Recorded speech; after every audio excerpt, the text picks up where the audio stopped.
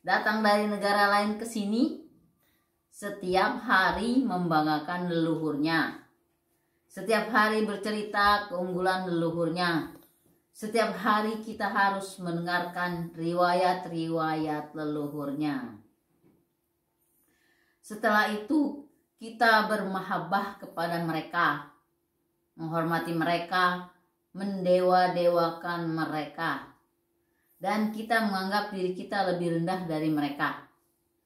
Dan tak terasa domba kita kirim, uang kita kirim untuk mendapatkan air putih agar kita usahanya lancar. Kita keluarkan uang demi mereka, dan kita semakin direndahkan martabat sebagai suku, sebagai bangsa, padahal mereka makan setiap hari dari kita. Cerita-cerita setiap hari yang kita dengarkan adalah cerita hebatnya leluhurnya orang lain, solehnya leluhur orang lain.